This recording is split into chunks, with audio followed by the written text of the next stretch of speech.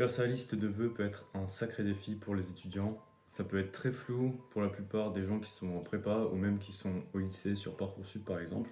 Dans cette vidéo, je vais essayer de te donner un système qui va te permettre de faire ta liste sans regret. Bien sûr, tout le monde est différent, il y a plusieurs scénarios possibles.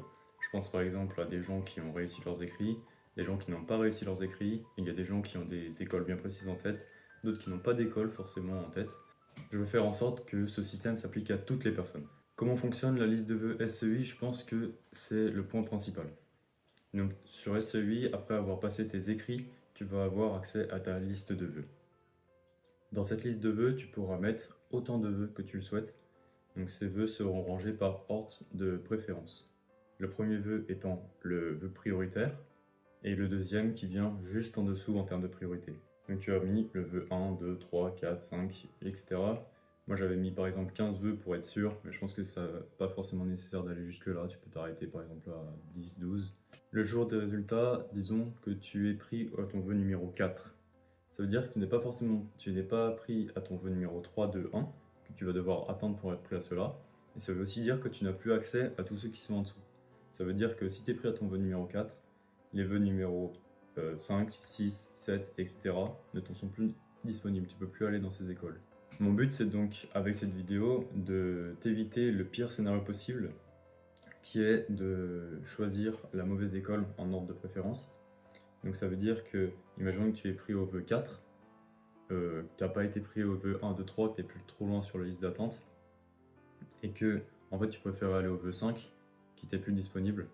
Tu peux plus aller dans le vœu 5, bah là c'est dommage parce que en fait tu aurais préféré aller au vœu 5 et tu peux plus y aller parce que tu as été pris au ton vœu 4.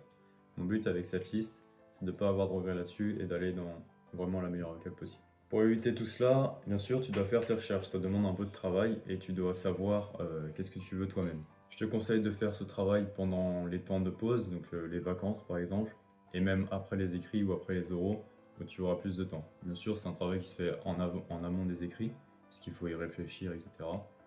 Surtout qu'il y a des opportunités hors SCI qui, après les écrits, ne te seront plus disponibles.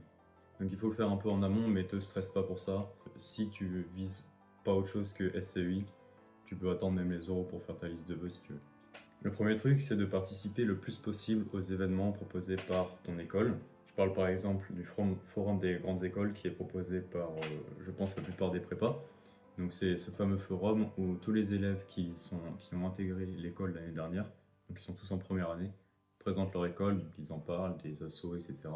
Cela permet d'avoir pas mal d'infos sur comment fonctionne l'école, un peu l'atmosphère qu'il y a dans l'école, qu'est-ce qu'on y fait, qu'est-ce qu'on y étudie, quelles sont les opportunités qu'il y a après, les salaires, etc. Ça peut être intéressant et ça peut te donner une idée globale. C'est un peu ça qu'on recherche avec ce type d'événement, c'est d'avoir une idée globale de qu'est-ce qui se présente à moi après la prépa. Pour les lycéens, ça peut être le forum des métiers, etc. C'est pareil. Il y a plein d'événements qui existent, surtout pour les lycéens, encore plus que pour les papas. Et aussi, discuter avec ses élèves, ça permet de savoir ton affinité avec une école. À force de discuter, tu vas savoir si tu préfères aller dans une école plutôt qu'une autre. Je pense par exemple en prépa, le combat entre Centrale et Mines, une atmosphère très différente entre les deux écoles. Et je pense qu'en discutant avec les élèves, tu vas pouvoir savoir si tu préfères plutôt l'atmosphère de Centrale ou de Mines, même si à la fin en réalité tu auras fait à peu près la même chose.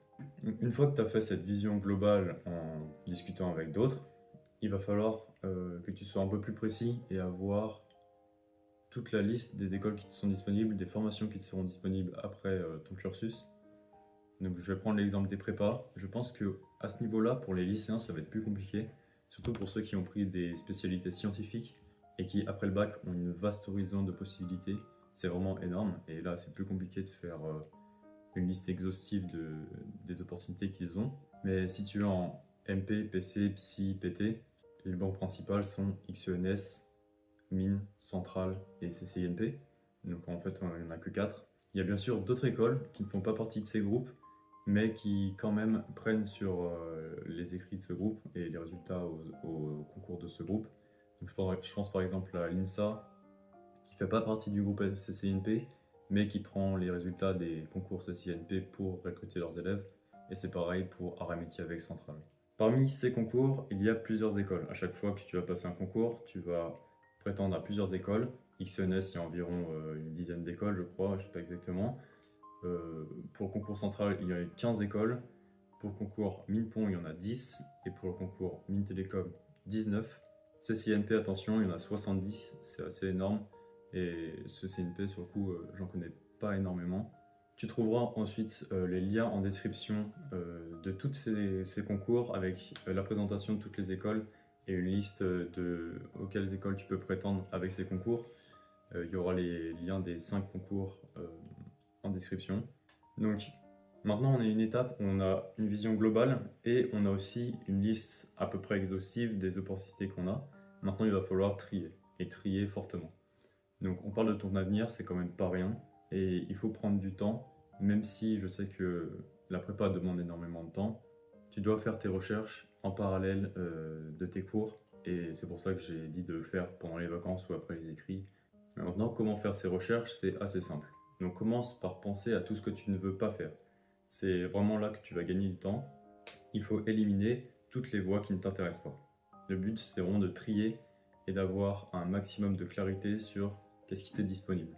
Par exemple, si tu veux pas faire prof, docteur ou chercheur, je pense que l'ENS c'est pas forcément une bonne option pour toi. Et c'est pour ça que tu dis non à l'ENS. Il faut se rappeler que gagner du temps c'est important aussi en prépa parce que le temps on en a besoin et le temps c'est des points. Pour gagner encore plus de temps dans tes recherches, je te conseille d'aller voir ma vidéo sur les opportunités qu'il y a hors SCEI. La plupart des gens ne connaissent pas forcément bien ces opportunités et j'ai fait une vidéo qui résume à peu près le processus de recrutement et qui donne aussi les dates importantes de ces recrutements. Donc je pense que ça va te faire gagner beaucoup de temps parce que j'ai pris énormément de temps à faire ces recherches moi-même de mon côté. Ensuite, s'il te manque encore des informations pour trancher, si tu ne sais pas si tu veux pas aller à cette école ou si tu préfères cette école ou si tu sais pas trop entre l'international, est-ce qu'il y a beaucoup d'international dans une école, etc. Je te conseille de parler directement aux élèves qui sont dans l'école et ne te limite pas au forum des grandes écoles. Ne te limite pas aux événements. Il faut parler aux élèves donc directement et pour ça, j'utilise moi LinkedIn. J'ai utilisé LinkedIn tout au long de la prépa en fait pour discuter avec les étudiants et en savoir plus sur les écoles. Une fois que tu as créé ton compte LinkedIn, il faut faire ton profil. Dans ton profil, tu mets juste que tu es étudiant et ce que tu fais, ta formation. Il faut ensuite repérer en fonction des écoles. Donc, tu vas voir à peu près les écoles sur lesquelles tu veux te renseigner et repérer des élèves, des profils qui pourraient t'intéresser. Donc voilà, ça c'était pour le repérage. Et ensuite, en fait, c'est très simple. Comment lui envoyer un message? Tu mets connecter, se connecter, et une fois que tu t'es connecté, tu mets ajouter une note. Et dans la note, tu dis oui, bonjour, patati patata, je suis en prépa, au lycée, etc. Et je voudrais avoir des informations sur l'école. Est-ce qu'on pourrait discuter? Et normalement, il n'y a pas de problème. La plupart des gens sont vraiment ravis pour répondre à ce genre de questions et à éclairer les autres à faire leur choix d'école. Donc par exemple, moi je n'ai pas sûr du niveau de la junior entreprise, encore une fois, de l'INSA Lyon. Pour ça, je me suis connecté avec le directeur de la junior entreprise pour qu'il m'éclaire là-dessus et que je puisse avoir une meilleure idée de qu'est-ce qu'ils font dans l'école. De même avec Centrale Marseille, N7, Télécom Paris, Télécom Sud Paris, Mines Paris. J'ai communiqué avec beaucoup d'élèves et c'est pour ça que j'ai pu avoir une bonne vision de qu'est-ce qu'ils font dans telle école. Pour moi, c'est vraiment le meilleur moyen de te faire une idée assez précise de l'école et des affinités que tu as avec celle-ci. Maintenant, personnellement, j'aime bien baser mes réflexions sur des résultats qui sont mathématiques. Et donc, c'est pour ça que j'ai utilisé une matrice pondérée pour faire mon choix d'école. Donc, je me suis basé sur toutes mes recherches et sur les affinités que j'avais avec telle ou telle école. Et j'ai pris ce tableau. Donc, voilà à peu près à quoi ressemblait ce tableau. Donc, il y a les critères qui te sont importants. Il y a les écoles et les poids en fonction des poids de chacun critère. Et en fonction, ensuite, tu as le total qui va te donner à peu près une idée de quelles écoles correspondent mieux à ce que tu veux faire. Donc par exemple, j'ai pensé à des critères là, basiques, tu peux faire un tableau beaucoup plus complexe.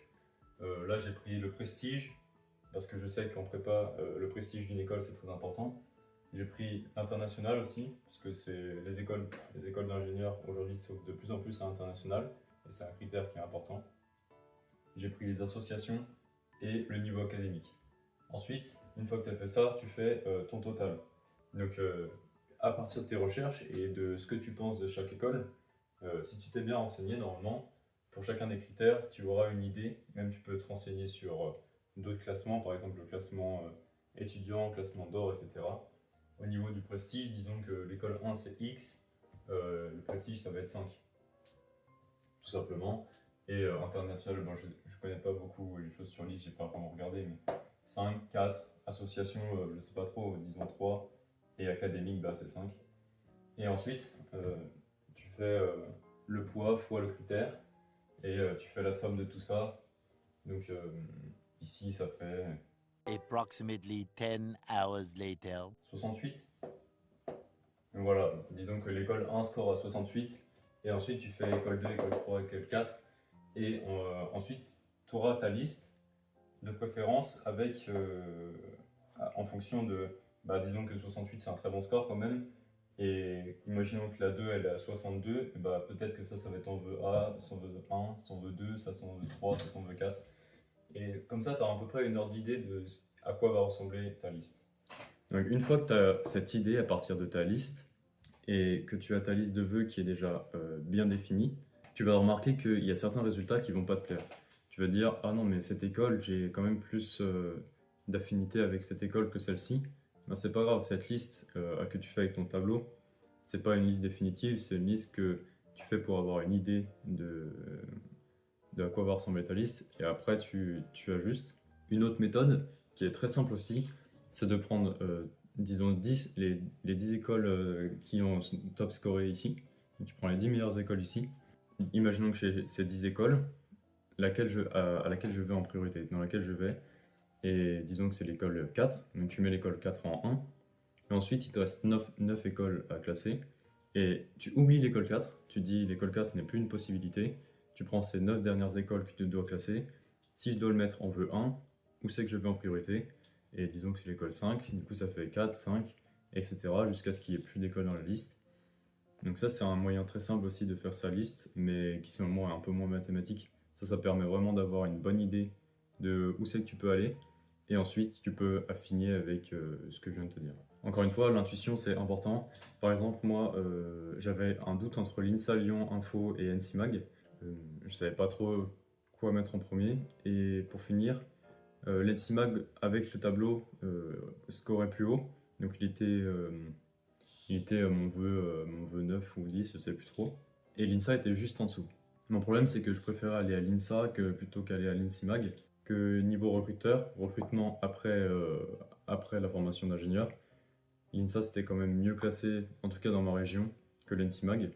Voilà, j'espère que la vidéo t'aura aidé. Ne stresse pas trop, franchement, pour tes vœux. Si tu prends un peu à l'avance, que tu fais tes recherches doucement, normalement tout va bien se passer, tu n'auras pas de stress et tu auras bien fait ta liste. Il faut juste pas avoir de regrets une fois que tu auras choisi ton école sur SEI ou sur Parcoursup.